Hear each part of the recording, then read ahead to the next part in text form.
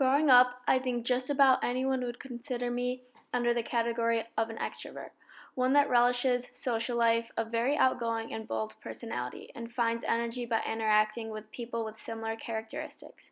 I knew that I had a different personality in comparison to my older brother, because we seemed to be complete opposites in the fact that I was very outgoing and loved sports, and he was much more of an introvert, considering how shy he was and his lack of interest in leaving the house and socializing with his peers. I always had plenty of friends in grade school and never had a problem making new ones when I had to transfer to a different school district going into high school. I always wanted to be out and about doing different activities and found at a very young age that I was very interested in sports, softball in particular.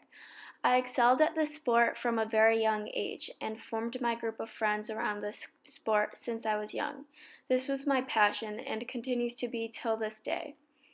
As I grew older and finally reached college, however, I realized that I needed to find a different way to become more of a successful student, since focusing was becoming a weakness of mine.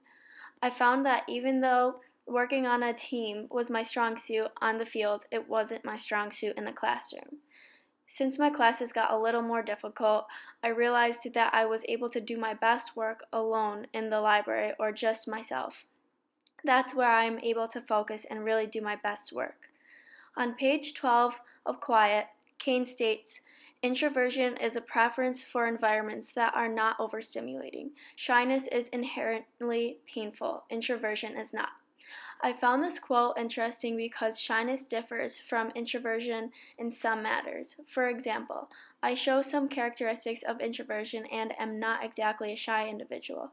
I realized that the way I was successful working with my team on the field didn't correlate with how I was successful at school.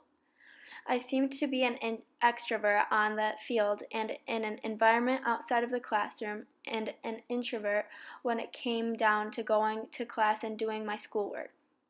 Even though I love to be with a group of my friends or out on the softball field doing what I do best, I learned the importance of solitude and that success can be produced in other ways. Therefore, for me, I have learned to kind of flip the switch. When I am out on the softball field or at practice or a game, I have to switch from my extroverted personality and kick into introverted gears to get the job done in the classroom as well as I do on the field. According to Susan Cain's book, Quiet, it has helped me to understand the shifts of my personality in different environments. After taking Cain's personality test on page 13 of Quiet, it made more sense to me that I am classified as more of an ambivert, someone that falls in the middle of the introvert and extrovert spectrum. It is described that ambiverts have the best of both worlds and are able to tap into the strengths of both introverts and extroverts as needed, which completely describes me in my opinion.